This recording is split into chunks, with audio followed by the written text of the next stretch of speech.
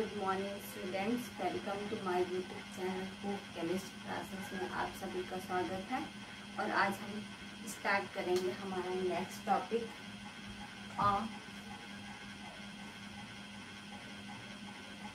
Brief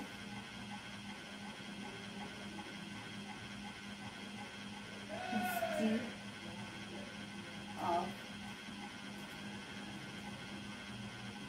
chemistry,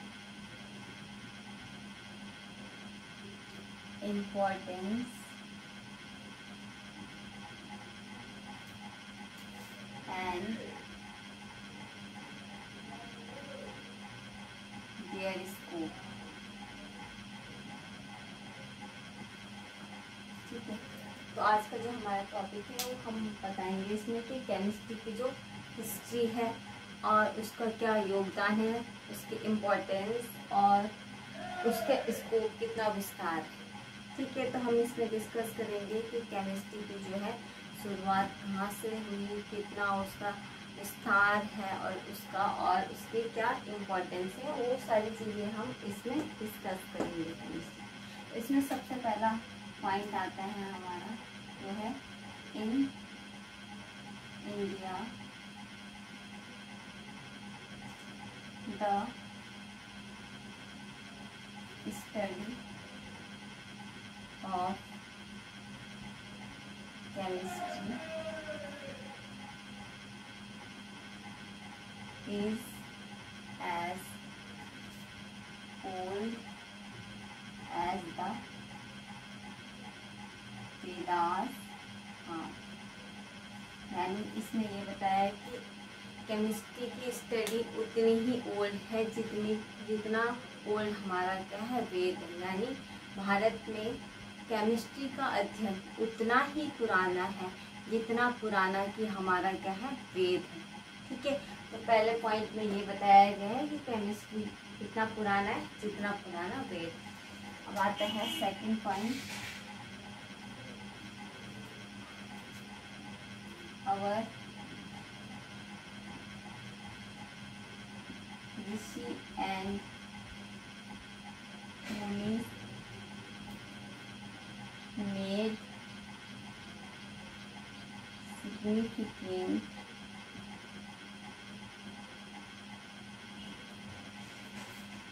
contribution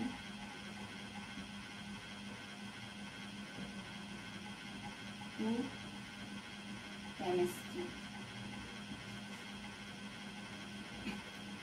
यानी जो हमारे ऋषि और मुनि हैं उन्होंने क्या है, केमिस्ट्री का जो केमिस्ट्री का विस्तार करने में महत्वपूर्ण भूमिका निभाई है। ठीक है, जैसे हमारे ऋषि हो गए, कनाद हो गए, चरक हो गए, सुश्रुत हो गए, इन सभी ने जो है केमिस्ट्री की बहुत सारी रिसर्च करी, इसमें अपना जो है बहुत सारा योगदान दिया है। ठीक है, तो उसके बाद आता है तीसरा पॉइंट हमारा,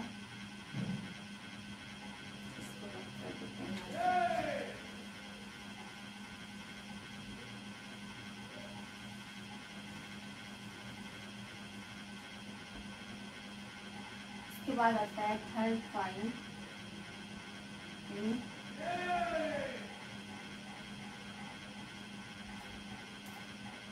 और थर्ड पॉइंट आएगा हमारा द एंशिएंट वैदिक लिटरेचर। द एंशिएंट वैदिक literature. Ancient Vedic literature consists of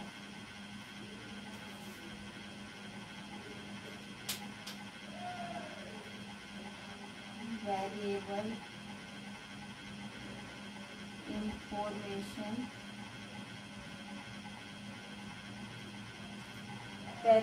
information regarding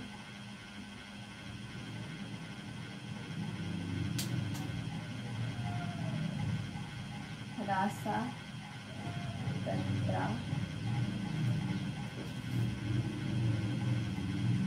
metals,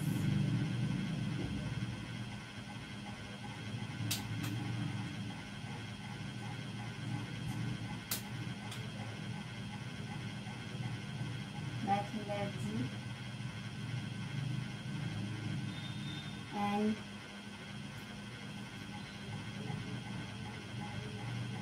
combustion of matter, यानी जो हमारे प्राचीन वैदिक साहित्य हैं उसमें जो है मेटल्स, रासातंत्र, मेटलर्जी और कंबशन ऑफ मैटर के बारे में जो है बहुत सारी जानकारियों को शामिल किया गया है। ठीक है, तो यानी हमें रासातंत्र, metals, metallurgy, combustion of matter, रासातंत्र मैंने आपको पहले बता दिया था क्या होता है, और मेटल्स आपको पता है धातु होती है, मेटलर्जी का मतलब धातु विज्ञान, यानी मेटल्स से ही मेटल्स को कैसे जो है रिमूव, यानी जो उसमें इम्प्योरिटीज़ है इम्प्योर मैटर से प्योर मैटर को कैसे निकालने, वो होती है मेटलर्जी। कंबशन ऑफ मैटर यानी किसी भी पदार्थ का जलना, ठीक है, उसे कंबशन कहते हैं। तो उन सब की जो इंफॉर्मेशन है वो हमें कहाँ से प्राप्त होती है, प्राचीन वैदिक साहित्य से हमें इसकी जानकारी मिलती है। उसके बाद हम इसमें फोर्थ पॉइंट डिस्कस करेंगे, वो है हमारा वैदिक लिटरेचर की बात करते हैं। इन वैदिक लिटरेचर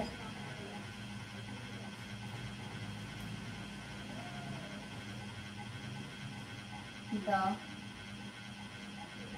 यूनिवर्स इज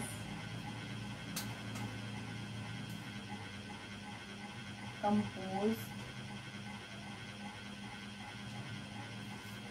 of पंचभूतास, ठीक है, यानी वैदिक लिटरेचर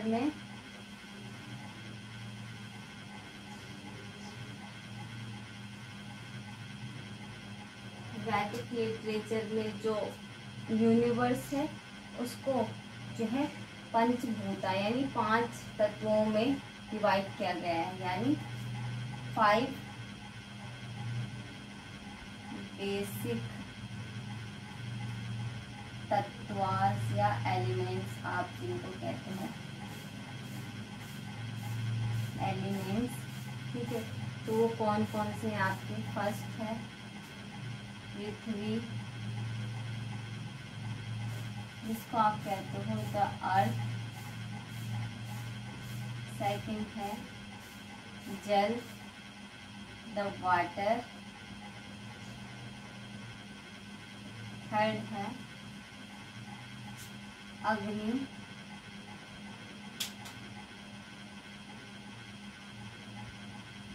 द एयर, फोर्थ है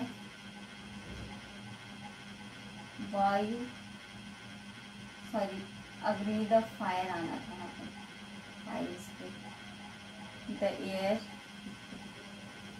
फिफ्थ है आकाश,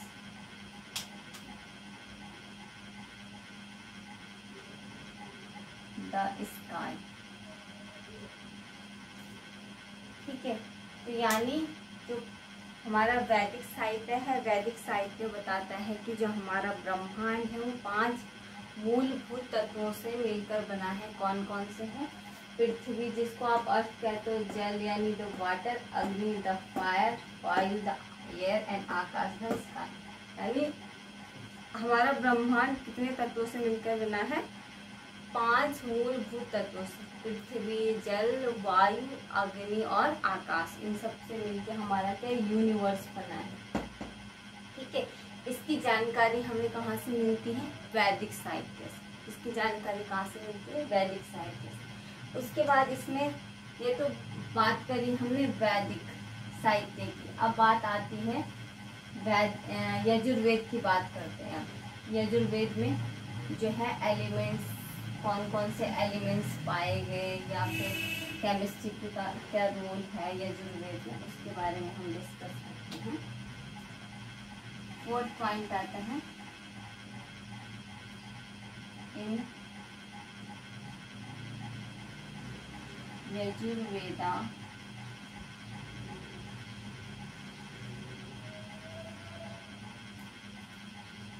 eight one place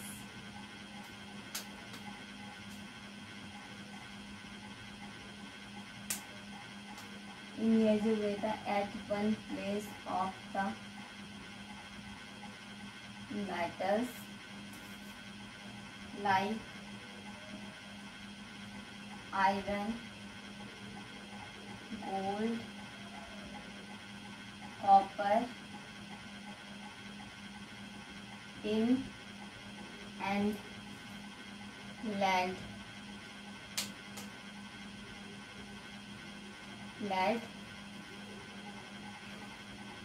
have been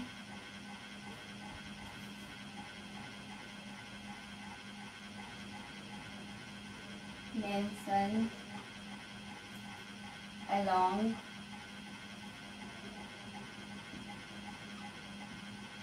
with the stones,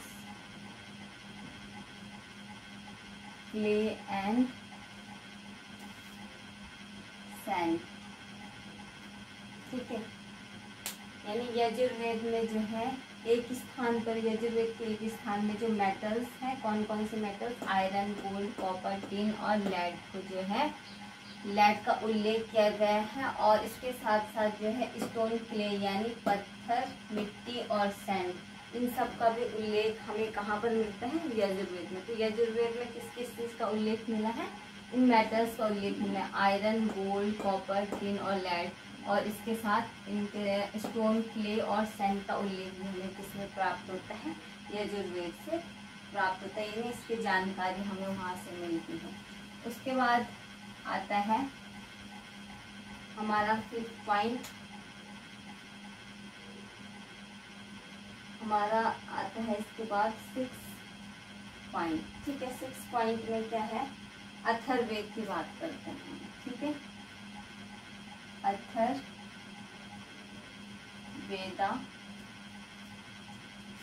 also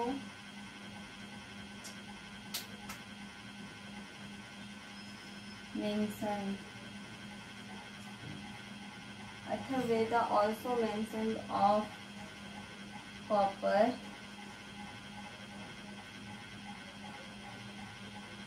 tin,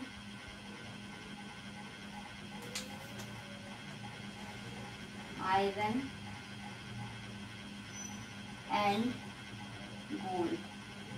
यानी अथर्ववेद में भी हमें किस किस की जानकारी मिलती है, किसका उल्लेख मिलता है, कॉपर, टिन, आयरन और गोल्ड का उल्लेख भी हमें किसमें मिलता है, अथर्ववेद में। तो अथर्ववेद में भी इन 4 मेटल्स का उल्लेख मिलता है।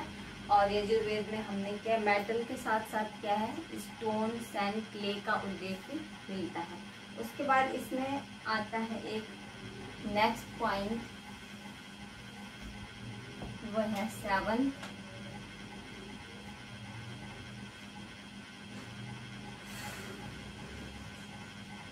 पॉइंट है कि ऋग्वेदा,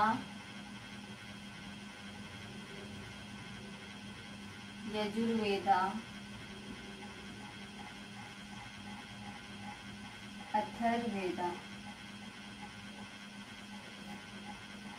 ऋग्वेदा, यजुर्वेदा, अथर्ववेदा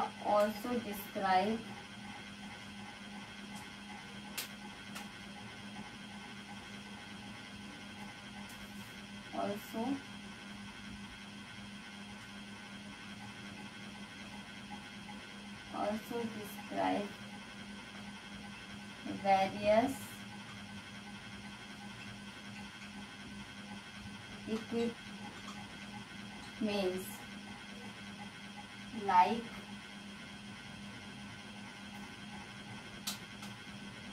खालवा, यानी इसको बोलते हैं मोटर, पेस्टल, इसका उल्लेख मिलता है हमें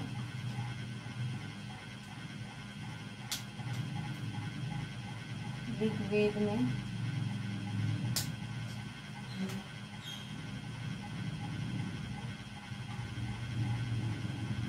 दूसरा आता है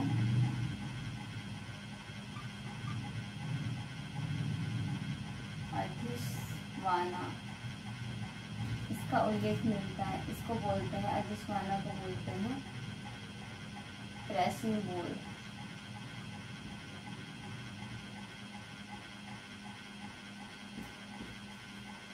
इसे इसका उल्लेख मिलता है हमें यजुर्वेद में।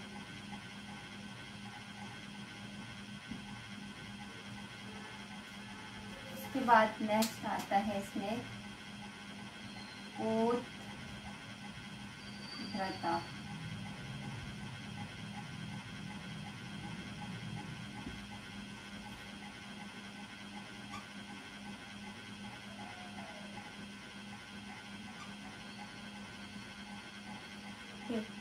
इसे बोलते हैं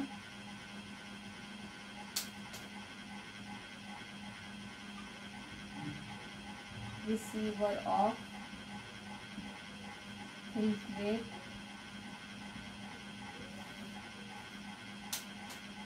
इन अथर्ववेदा।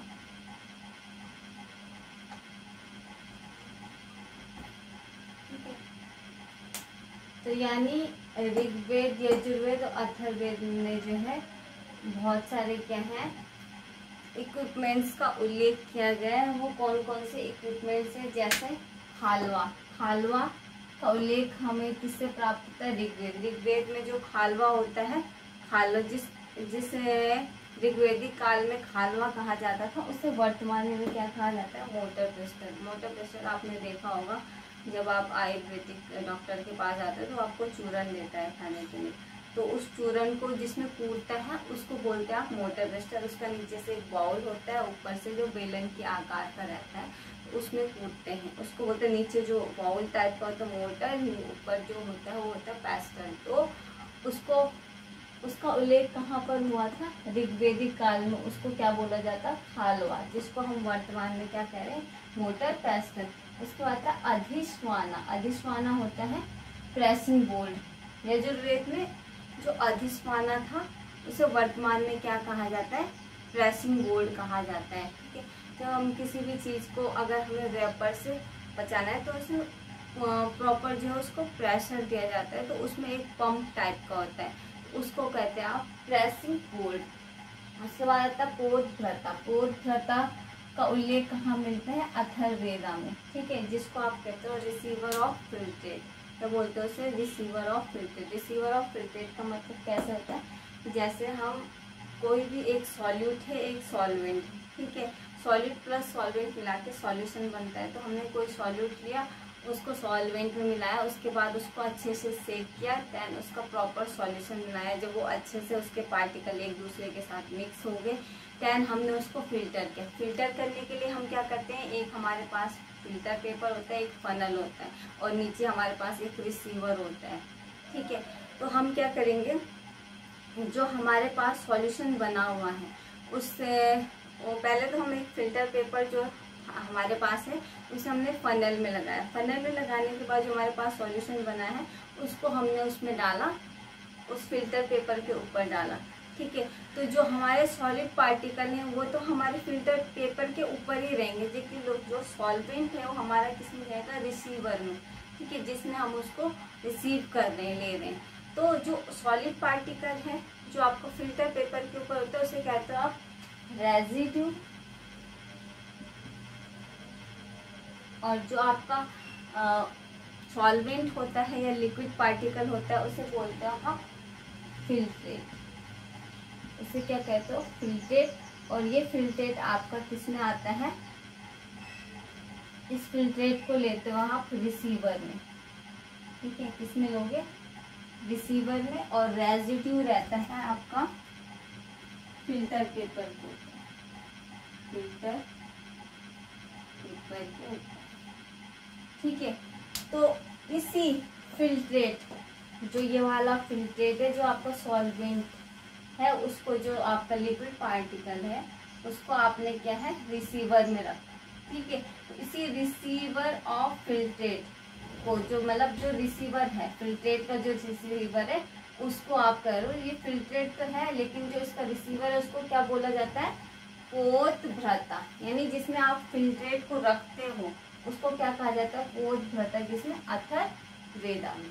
ठीक है, तो आज के साथ ये टॉपिक यहीं पे कंप्लीट होता है। कल हम कुछ एक दो पॉइंट जो आज जो वर्तमान में जो केमिस्ट्री का रोल क्या है और कौन कौन से जो है क्या स्कोप उसका बड़ा है, उसकी रिसर्च कहाँ तक बढ़ी है, उसके बारे में हम आगे की हिस्ट्री नेक्स्ट लेक्चर में डिस्कस करेंगे। इसके साथ ही अगर आपको कोई प्रॉब्लम हुई हो समझने में किसी टॉपिक को लेकर, तो इससे पहले जो लेक्चर लिया था उसमें भी तो आप कमेंट बॉक्स में मैसेज करके बता सकते हैं। ठीक है, okay, bye bye, take care.